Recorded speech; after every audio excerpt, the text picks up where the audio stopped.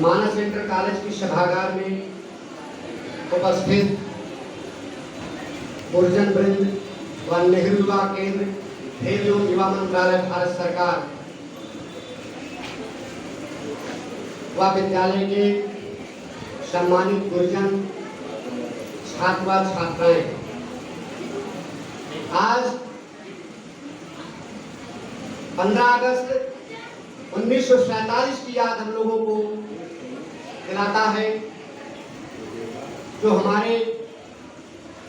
पूर्वजों के द्वारा हमारे वंशज, हम उनके वंशज होने के नाते आज हम वो बार बार 15 अगस्त 1947 का जन्मदिवस मनाते हैं, क्योंकि इसी दिन हमारे देश को आज़ादी मिली थी। आज़ादी का मतलब, जो लोग उस समय पैदा नहीं हुए, उस समय की अत्याचार अंग्रेजों द्वारा लोगों के ऊपर किए जा रहे थे, देशवासियों के ऊपर किए जा रहे थे, वो जिन लोगों ने नहीं देखा है, शायद वो आज़ादी की बात नहीं जान सकते। आज हमारे जो वीर सपूत, जिन्होंने अपने पिता को, अपने पत्नी को, अपने बच्चों को और इस ऐसे सुंदर हरे भरे संसार को खोया, उन्होंने देश की आजादी के लिए अपना तन मन धन सब कुछ न्यौछावर कर दिया।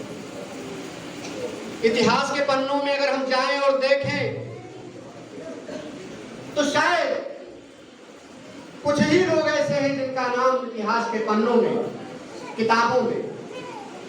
देखने को मिलता है, लेकिन देश की आजादी में गांव से लेकर के शहर तक और कन्याकुमारी से लेकर के जम्मू कश्मीर तक और भुज से लेकर के असम के डिब्रूगढ़ तक देश के लोगों ने अपनी जान गंवाई। हंसते गाते खेलते फांसी के फंदों पर चढ़ गए, चाहे वो मंगल पांडे रहे हो, चाहे चंद्रशेखर आजाद रहे हो, चाहे सुभाष चंद्र बोस रहे हो, चाहे 17 साल की उम्र पर सरदार भगत सिंह रहे हो, ये ऐसे युवा, ऐसे क्रांतिकारी जिन्होंने अंग्रेजों की दास्ता स्वीकार नहीं की, उनके अत्याचार को स्वीकार नहीं किया।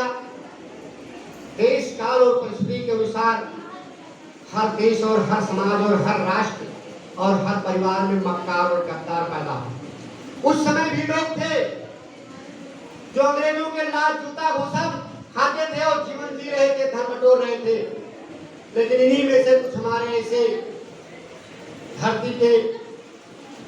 वीर सपूत पैदा हुए जिन्होंने देश की आजादी के लिए अपनी जान गंवाई। आज भी लगभग 75 साल देश आजाद होने के बाद भी हमारे देश में तमाम प्रकार की समस्याएं, तमाम प्रकार की दिक्कतें, तमाम सरकारें आई और सरकारों ने बहुत सारा काम किया। इसके लिए मैं राज्य सरकार हो या केंद्र सरकार हो, इनको मैं शाबाश और धन्यवाद देता हूं। लेकिन अगर देखा जाए तो आज बहुत सारे गांवों में बिजली नहीं पहुंची है, चिकित्सा की व्यवस्था कम है, शिक्षा की व्यवस्था कम है, महिलाओं का शिक्षा का स्तर कम है, महिलाओं के ऊपर आज भी उनके ऊपर अत्याचार, उनके अधिकारों का शोषण, ये सारी चीजें देश के लगभग 75 देश, गांव, गरीब, किसान, मजदूर, शोषित, पीड़ित, वंचित और उपेक्षित सभी प्रकार के लोगों के लिए भारतीय संविधान में व्यवस्था की गई है कि सबको हक और अधिकार दिया जाए और उनको समाज की मुख्य धारा से जोड़ा जाए। आज समाज के अंदर छुआछूत, लिंग भेद, बालिका शिक्षा, मानव तस्करी, तमाम चीजें ऐसी हैं जो समाज में आज भी एक दिक्कत बनी हुई है और समाज के अंदर इन सब चीजों को दूर करने के लिए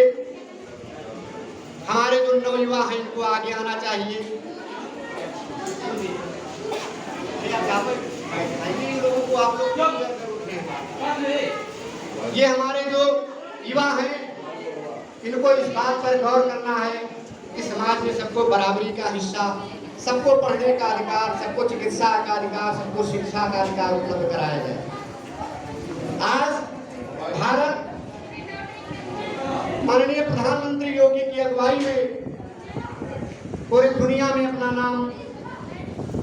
छोटे भारत ऐसे छोटे कस्बे को पूरी दुनिया में अपना परिचय करवाया। आज युवाओं के लिए भारत सरकार की तरफ से तमाम कार्यक्रम चलाए जा रहे हैं। खेल एवं युवा मंत्रालय की तरफ से, मानव संसाधन विकास मंत्रालय की तरफ से, सामाजिक न्याय एवं अधिकारिता मंत्रालय की तरफ से, शिक्षा मंत्रालय की तरफ से, कि हमारे युवा देश के भावी धरोहर। जिस देश के युवा सही दिशा में कठिन परिश्रम करके आगे बढ़ते हैं, वो देश निश्चय रूप से ही आगे बढ़ता है। आज भारत टेक्नोलॉजी के क्षेत्र में दुनिया के दूसरे स्थान पर। देश की आजादी आज हमको एक कि बिना परवाह किए हुए, अंग्रेजों से लोहा लेते हुए और फांसी के फंदों पर लटक गए, लेकिन उन्होंने गुलामी स्वीकार नहीं की। आज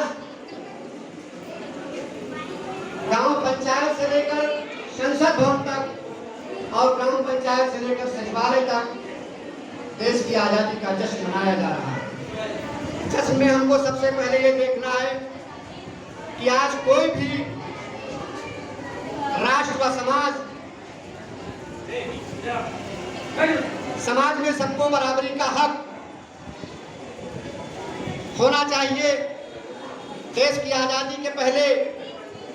राजा के पेट से ही राजा पैदा होता था, राजा का बेटा ही राजा होता था। लेकिन देश आजाद होने के बाद हमारा एक कानून व्यवस्था बनाई गई, हमारी एक संविधान बनाई गई कि समाज के बहुत छोटे से वर्ग के लोग भी बहुत आगे जा सके। आज आप लोगों ने देखा होगा कि वर्तमान समय में हमारे देश की जो राष्ट्रपति है, महामहिम श्री द्रौपदी मुर्मू जी, जो अनुसूचित जात जनजात से आती है, समाज के बहुत छोटे से वर्ग में पैदा होकर के भी आज समाज देश के सबसे पहले बहुत बड़े पद पर प्रथम नागरिक के रूप में उन्होंने पद को सुशोभित किया। ये हमारे देश के संविधान की विशेषता है। आज इसी कड़ी में मैं अपने युवाओं, बच्चों से, बालिकाओं से ये कहना चाहूंगा कि आप लोग भी पढ़ करके देश की सेवा और समाज की सेवा और राष्ट्र की सेवा करें। बालिकाओं को भी पढ़ करके आज अभी जो बताया गया कि आज हमारी बालिकाएं शिक्षा के क्षेत्र में पीछे है, तो कहीं न कहीं आज हमारी दिक्कत है, हमारी सोच का अभाव है। सबसे पहले आप लोगों को मैं कहना चाहूंगा कि बालिकाएं आज पढ़ करके सबसे ज्यादा अगर वो शिक्षा चिकित्सा के क्षेत्र में जाए, अगर चिकित्सा के क्षेत्र में डॉक्टर बनकर के समाज की सेवा करती है, अध्यापक बनकर के समाज की सेवा करती है, तो आने वाली जो पीढ़ी बालिकाओं की है वो और आगे जाएगी। जैसे आज देखा गया है कि सब कुछ होने के बाद भी हमारे समाज में महिला डॉक्टरों की भारी कमी है। हमने कई जगह अध्ययन किया है कि महिला डॉक्टर अगर कोई पुरुष डॉक्टर को कोई बीमारी के बारे में दिखाना जाना चाहती है तो अपनी बात को कहने में वो असहज महसूस होती है। लेकिन एक मजबूरी है, अगर कोई उस पर्याप्त मात्रा में महिला डॉक्टर उपलब्ध नहीं है तो पुरुष डॉक्टर को ही उनको दिखाना पड़ता है। इस कड़ी में मैं कहना चाहूँगा कि हमारी बेटियों को, छात्राओं को अध्यापक बनकर, चिकित्सक बनकर और वकील बनकर समाज की सेवा तन मन धन से करनी चाहिए। और जब तक हम शिक्षा की कड़ी में आगे नहीं बढ़ेंगे